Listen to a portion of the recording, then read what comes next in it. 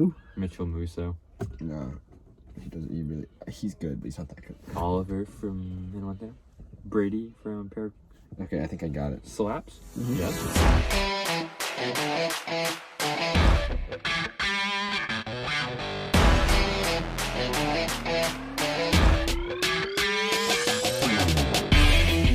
All right. Welcome back to the Rogue Sports Podcast. Today we will be breaking down the NFL schedule release, diving into the latest NBA news, and discussing some baseball. How are we doing today, Mike? I'm fantastic. Happy to be talking with the beautiful people, the beautiful listeners. Again, another week in the books. If you want to listen to us on Spotify or Apple Music or any other podcast platforms, please do. We are now on all of those. So if you want to listen to us without, being able to lock your home screen, that'll be available to do it. Just follow all our links that we got in our socials. It'll bring you right to it. Doug, what about you? Doing great. Happy that Rogue Sports making money moves, making it easier for the listeners to view and watch and listen. Just keep pouring in support and keep supporting the homies. Yes, sir. Alrighty then. It's time to get into the topics. It's good to be back. I've been gone for a little bit. Yes, sir. Welcome back, Jason. Welcome back. Thank you. We should have done this in the intro. Welcome back. Yeah. Thank you. You were dearly missed. Thank you. It's just not the same without you. I'm here to stay for now. Yes, sir. We're a big three, not a duo. Exactly. All right. Topic 1. Jaylen Brown. He's now injured and out for the season. The Celtics' playoff hopes have been shattered if they weren't already. Mike, do you want to say what you were just talking about earlier? I'm not glad this happened, but for my own mental health, I am glad it happened, because this whole season has been a whirlwind. We're all Celtics fans. If you listen, you know that we're all from Boston. In my mind, I kept saying we're bad, but in the playoffs, in any given series, we have the talent to just put it together, and we can win any game. I've said that before.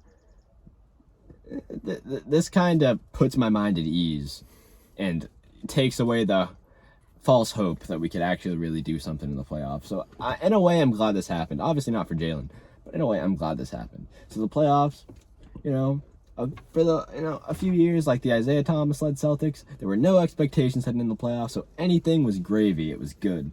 I'm looking forward to that again this year. I know we're not going to get far, but I'm looking forward to it because expectationless basketball is often the most fun to watch. I agree. Doug? Really, there's not much else to say. I think it ended any Celtics magical deep title run. It went from slim, very slim, to none. And with this, honestly, I think they're gonna lose in the play-ins. Honestly, the way they've been playing down the stretch, the last 4 or 5 games they've been playing, it's been awful. There's no real upside. There's nothing to look forward to. There's nothing he's gonna come back and play well. He's not coming back. Jaylen Brown. Honestly, they're just out of form and they're just not a good team at the moment. I think I don't think they're gonna make it to the playoffs. I think to say they're gonna lose in the play-in game is kind of asinine. Honestly, that means they'd have to lose 2 games in a row. One to Charlotte, one to whoever. Either the winner of Indiana and Washington. Yeah. Oh, give me either of those games. Bro, they're not losing both. Miami, lost to Cleveland. Jason Tatum is too talented to let us lose both of those games. He was not talented enough to not let us not get embarrassed. It's a long back-to-back home games against Miami. In 2 huge must-win games, we got embarrassed. Or we see. Miami's a good team. The other teams aren't. Doesn't matter. He should be good enough to help us win those games. He's better than anybody on those teams. Agreed, but he's also the only one on our team that was playing good. I mean, what's to say that's not going to happen?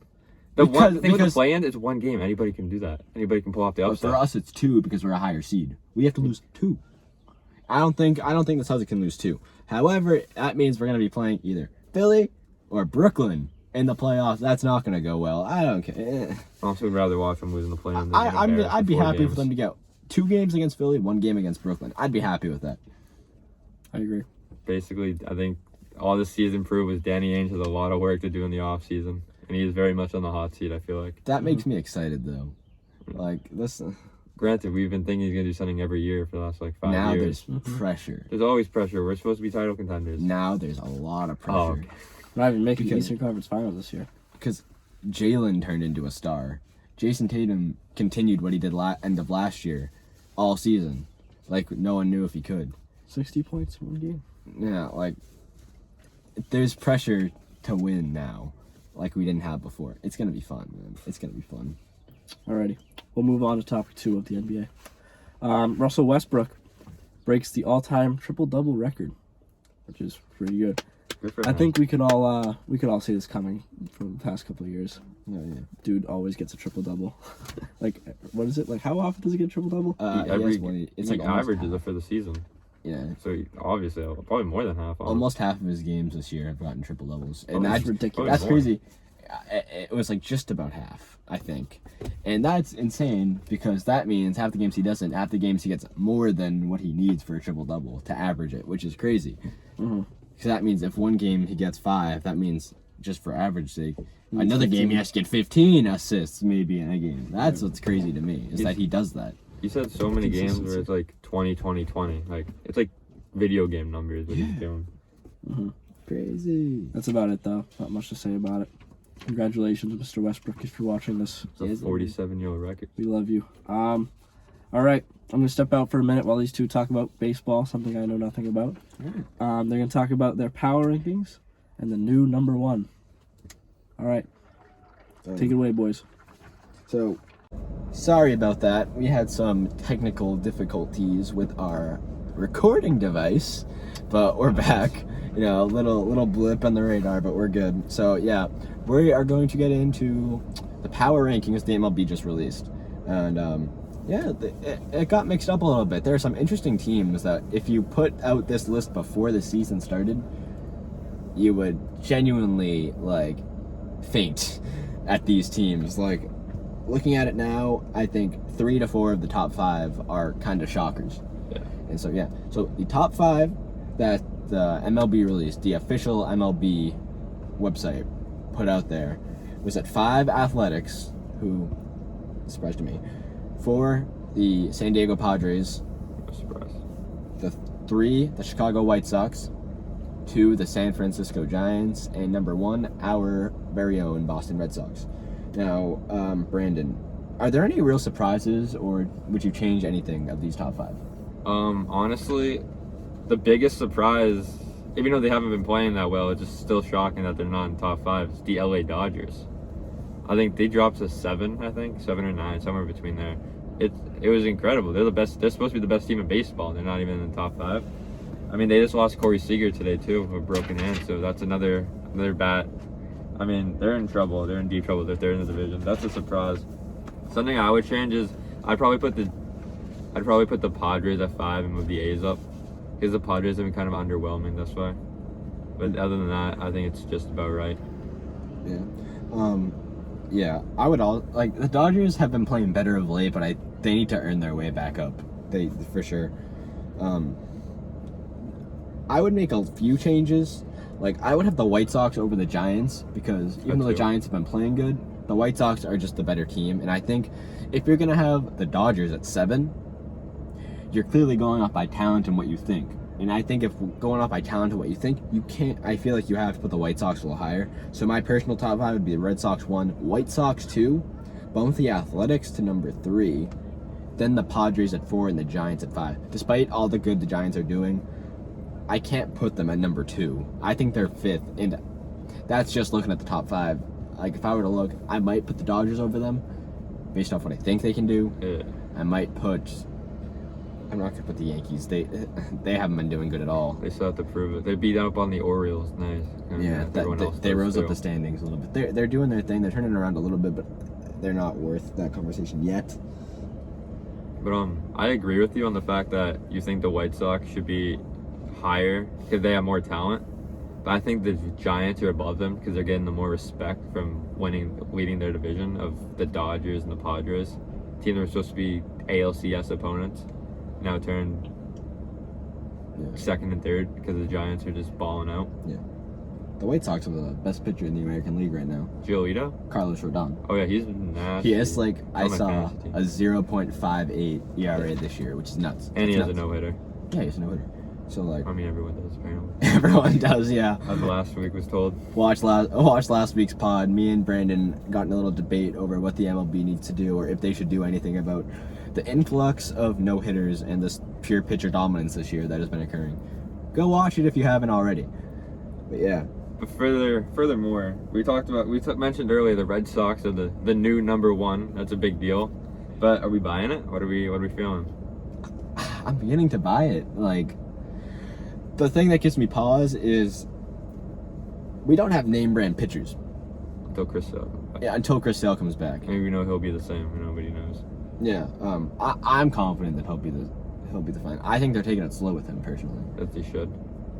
So yeah, but even in the bullpen, we have Matt Barnes, who's been like the best pitcher. But other than that, there's no one I trust to go out there in a playoff game with, like, if we're playing the Yankees. I don't trust anyone other than Matt Barnes, who's the closer, who probably won't be coming in like the 6th or 7th.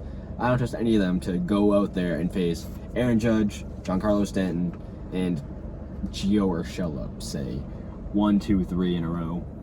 We don't have anyone that I feel comfortable doing that with. So, like, pitching is a concern for the playoffs. They could shore that up at the deadline by getting a dominant reliever. Who knows? They need to. Yeah. Well, like, as of right now, there's no one else that could be number one. Really, this had to happen. I think they deserve to be number one. They're, if not the best, they're the 2nd or 3rd best record in baseball. They're playing relatively well, but I'm not buying it, honestly. Their offense is really just top heavy. You get production from 2 through 5, who I arguably could be the best 2 through 5 in the entire MLB. They're that good. But everyone else, like, they don't get enough. The bottom of the order, the leadoff has been kind of unproductive. Their pitching, as you said, it's the rotation, I'm more say, is iffy. Until Chris Sale comes back, and we don't know if he's going to be Chris Sale because he hasn't pitched in like a year and a half, 2 years. He's been a long time. You don't know if he's going to be how long it's going to take for him to knock off that rust. Erod's been good. Evaldi's been decent. Perez has been shaky, but he had a good start last night. And then you have Garrett Richards, who has turned it around. But I don't know if that's sustainable because the first 2 or 3 starts were ugly. But the last 2 or 3 starts have been really good. So really, you have no idea if that's going to be able to continue. But then also, I'm jumping on what you said. The bullpen is average at best. Garrett Whitlock at the first 6 or 7 appearances, nasty. Last 2 or 3 has been hit around a bunch. Sawamura, I don't know. Ottavino, I don't know. Andriese is average. Taylor is eh. Bryce sucks. Barnes is the only reliable guy that you say, all right, a 1 of 7 dudes can go get the job done on any given night. That's a problem, and it's going to cost them games. And it's going to hurt them in the standings later in the season and in the playoffs if they make it that far. Agreed. All right, then. It's time to bring Jace back into this conversation. We're Welcome going to move over to the NFL. Let's go. All right. You want to say it or do you want me to say it? You got it. Okay. Our first topic for the NFL is a bit of a weird one that I would never in a million years think would happen. Tim Tebow signs a contract to play tight end at Jacksonville. Mike, I know you have a strong opinion on this one, so I'll let you take it away. I don't think it's that much. It makes kind of a joke of the franchise in a way. Like, it's not a good look for Urban Meyer I feel like that could make the NFL is very. You have to know as a player that your coach is looking out for the best for you, and if your coach is a joke, that's not a good look. Coaches mean so much in the NFL. If you think, hey, this guy was working so much harder than Tim Tebow is, but Tim Tebow got the job because he knew the guy, that's a bad look for the coach.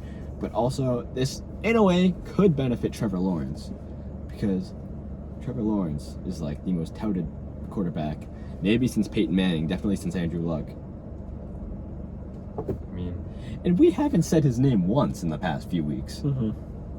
Think about that. Like, it's taken all the pressure off of Trevor Lawrence, which is like, I guess what you want, but maybe not in this negative of a way, is the best I can say it. Well, I think Tebow going to the Jags, it's definitely not going to help them on the field, because I don't know how much he's going to play, or if he does, he's going to be that good.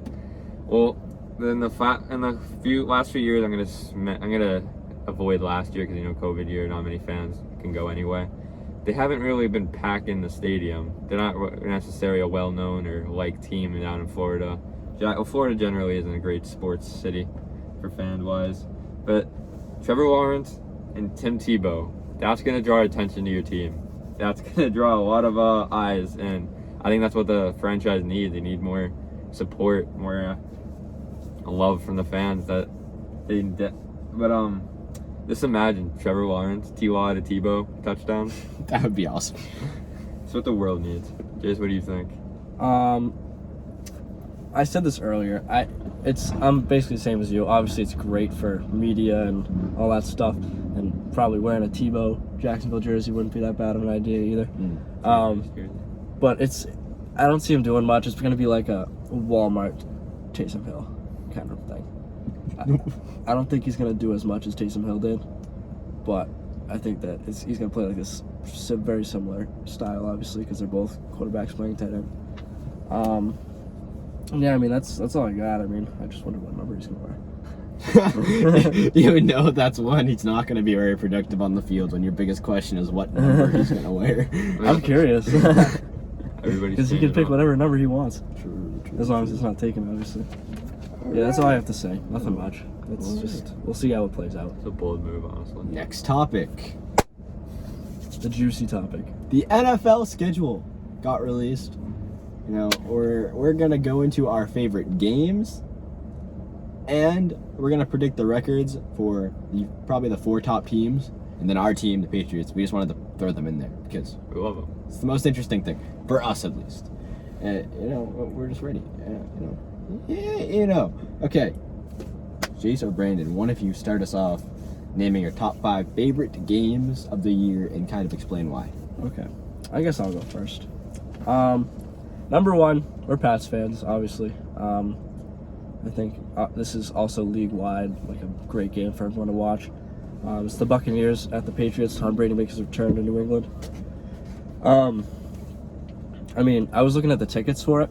All the Pats tickets, like for normal games, like the lowest tickets, like I don't know, like a couple $100, like $100, $200. For this game, the lowest ticket's $1,000.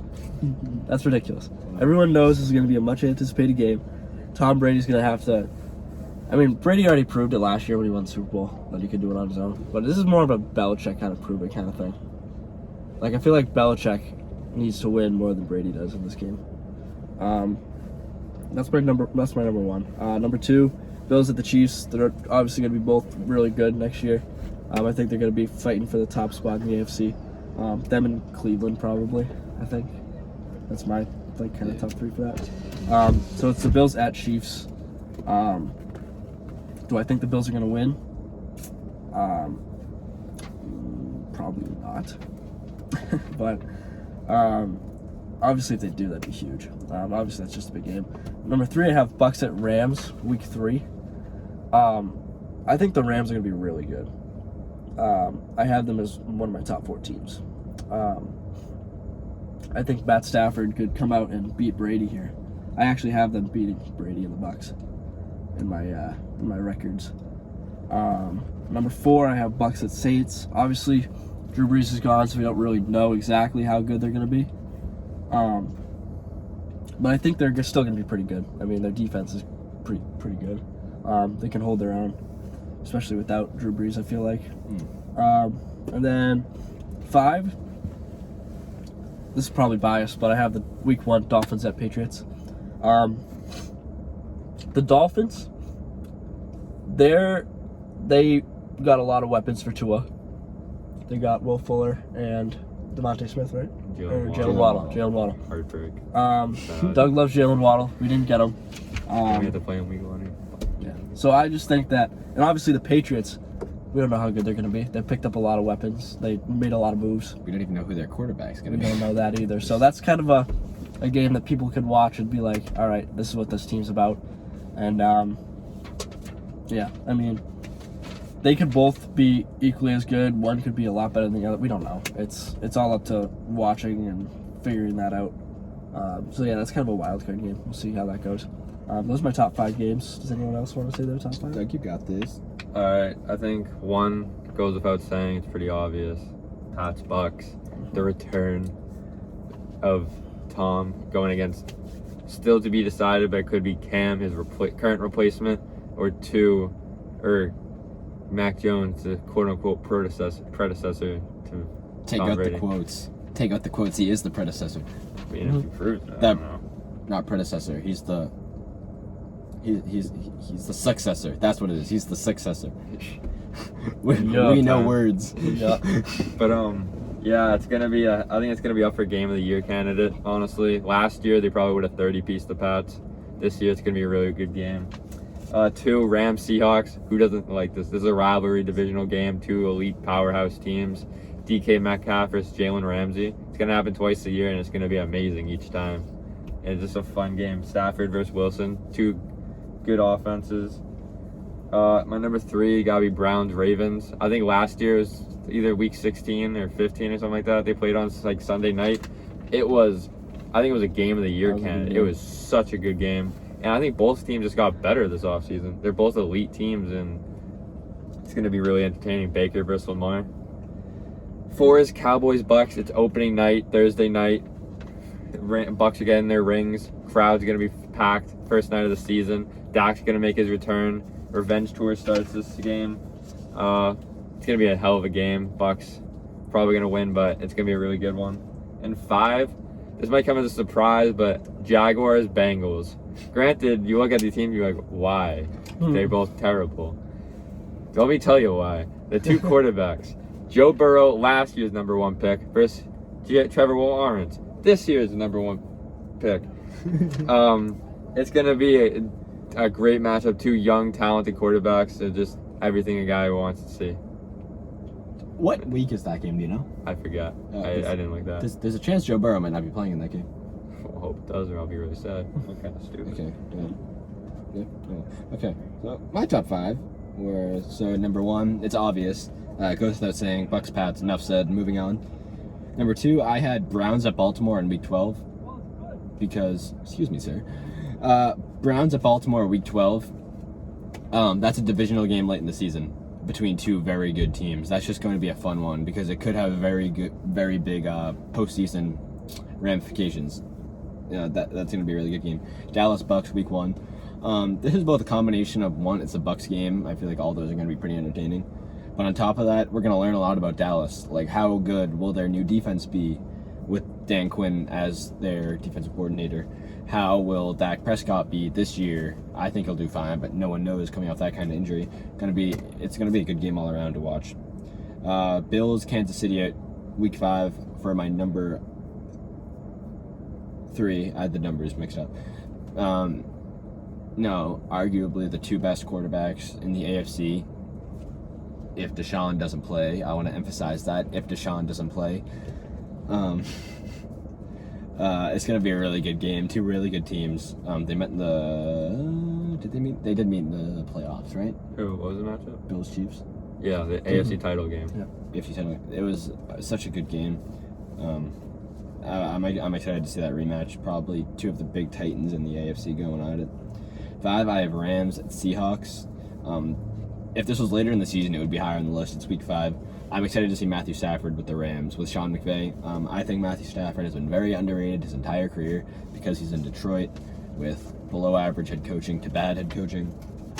I'm just excited to see how he's going to be with legit offense, legit receivers, a legit coach with a good defense. I think the Rams are going to be very scary next year. Yeah, all right. Yeah. Now we'll move on to our records. I guess I'll go first. Sorry, my voice is a little weird. I have a stuffy nose, but we're going to get through this. So number 1, I have the Buccaneers. I have them and the Chiefs having the same record, 15-2. I have the Bucks losing to the Rams, obviously. I mentioned that earlier. And I have them losing to the Saints, actually, because they play them twice, and I think they're going to lose one of them. For the Chiefs, I have them losing to... They're 15-2. I have them losing to the Chargers, because I like Justin Herbert, and the Browns. And then my next best team, I have the Rams, and I think they're going to play good, as I mentioned earlier. I have them going 14-3. I have them losing to the Cardinals, the Seahawks, and the Ravens. And then my next best team, are we just doing 4? 4 plus the Patriots. Okay. If you have that. No worries. I'll just make that up on the spot. All right. For the Bills is my number 4. I have them going 13-4, losing to the Dolphins, the Buccaneers, the Saints, and the Chiefs. Just say the 5 you have. If you have 5. And I'm just gonna make up a record for the Patriots. If you have 5 other teams non-Patriots, just say the 5 that you have, just to right. Okay. You know what I mean? Okay. We want accurate information. 10-7 Patriots done. All right. Hey, whoa! Cut that out. It's staying in.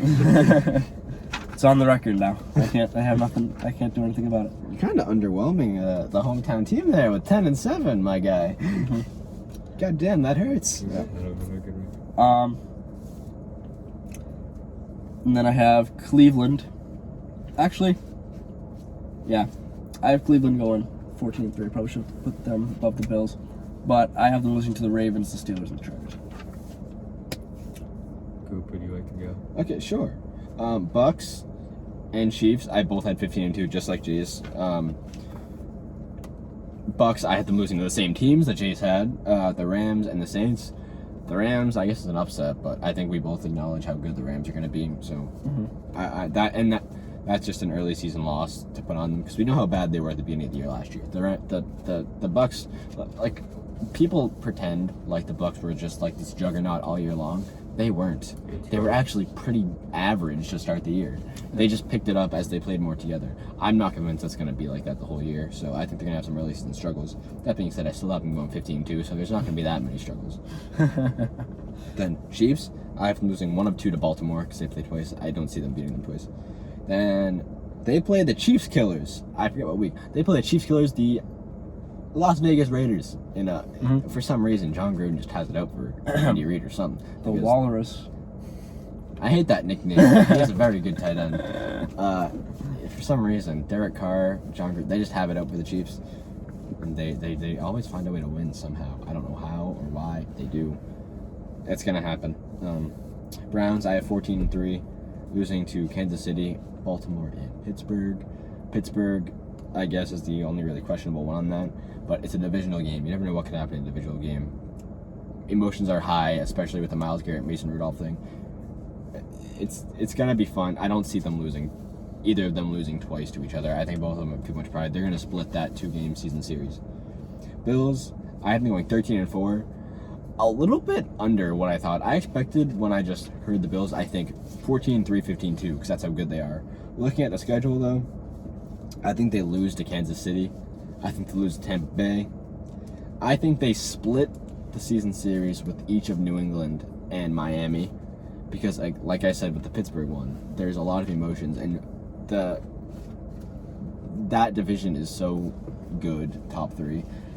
I don't think either of them are like insanely overall good, except for maybe the Bills, but they're all very good teams that I could see each of them making deep playoff runs depending on how the season goes.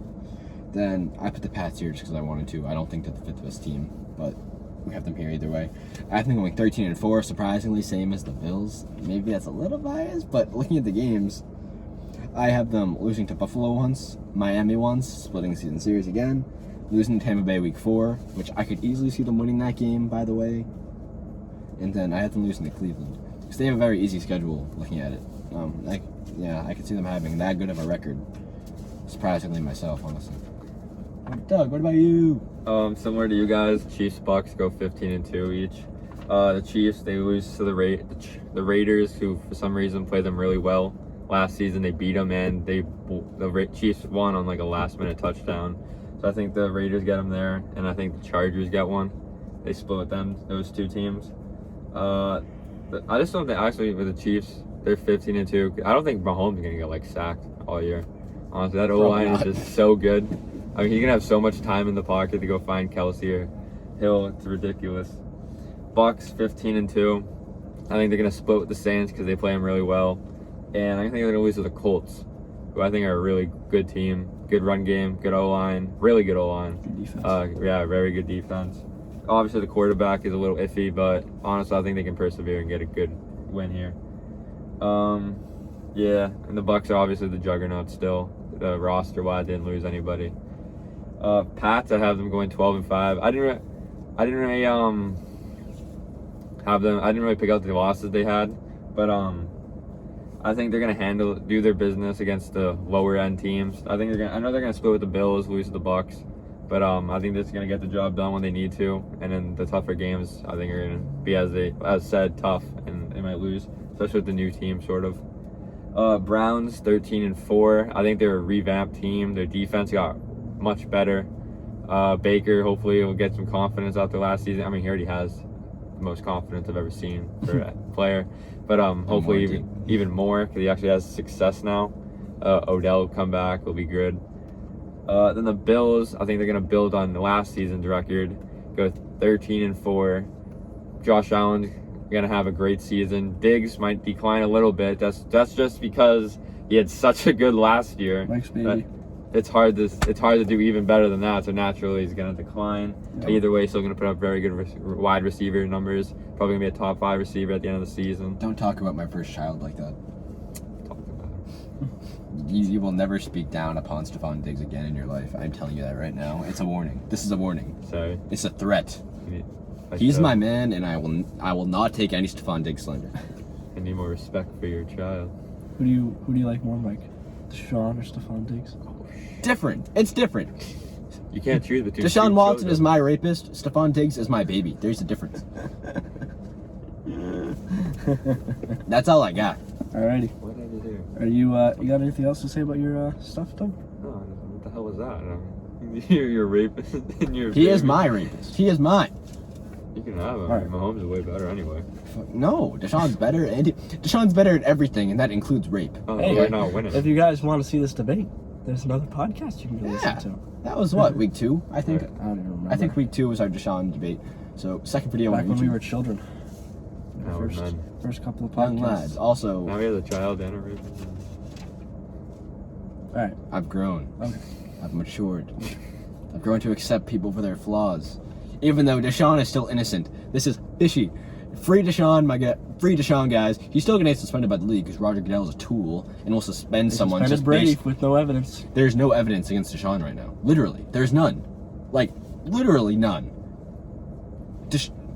But he's still gonna get suspended because, like, You gotta keep the image. the league will hear, like, the league doesn't care about what actually happened.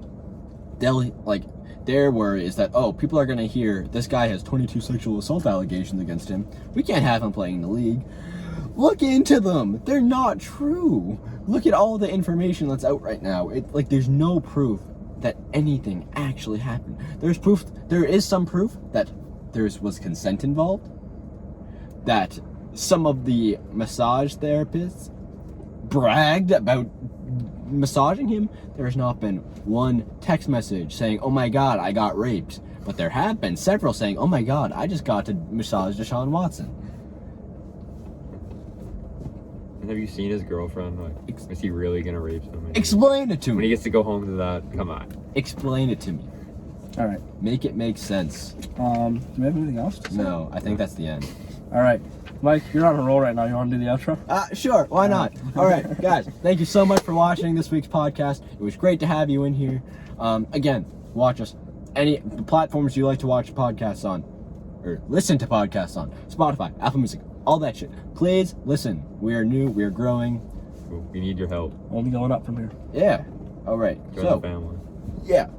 We Also, appreciate you. subscribe to our YouTube. If you're watching the video right below on Spotify, Apple Music, go swing yourself over to YouTube, hit subscribe. You know, all our socials have a link tree with all the other socials. So, you know, follow us on there. TikTok, we're posting clips of all our podcasts on there, so go watch that.